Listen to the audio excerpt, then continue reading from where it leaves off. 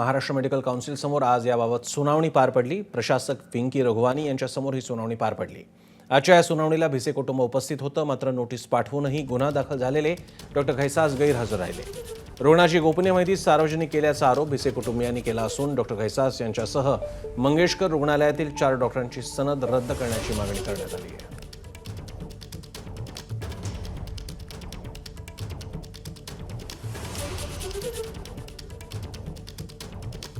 दुसरी केस आम्ही जी केलेली आहे, दुसरा आम्ही पोलीस स्टेशनला जो जबाब दिलेला आहे की ज्याच्यामध्ये जी आमची गोपनीयता भंग केली, त्याच्यामध्ये जे अंतर्गत समितीचा अहवाल जो त्यांनी खाजगी केला, त्यांनी सार्वजनिक केला, त्याच्यामधले 4 जण आणि डॉक्टर घैसास यांची सनद रद्द व्हावी। माझ्या मुलीला न्याय मिळाला पाहिजे।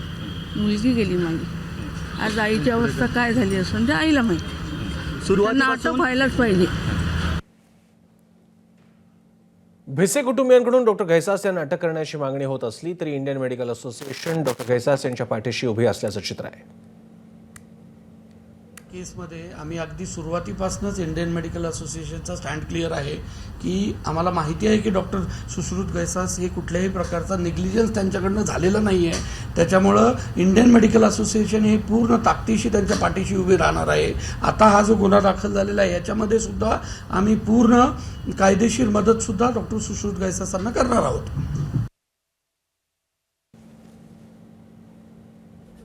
डॉक्टर सुश्रुत घैसास त्यांनी स्वतःसाठी पैसे भरायला सांगितलेले नाही, ते एका हॉस्पिटलसाठी भरायला सांगितलेले आणि सगळा जो खर्च आहे हा हॉस्पिटलला मिळणार आहे। आमचा जो फोकस जो जास्त असतो हा आमच्या मेंबर्सच्या रिलेटेड असतो आणि मेडिकल फील्डच्या रिलेटेड असतो।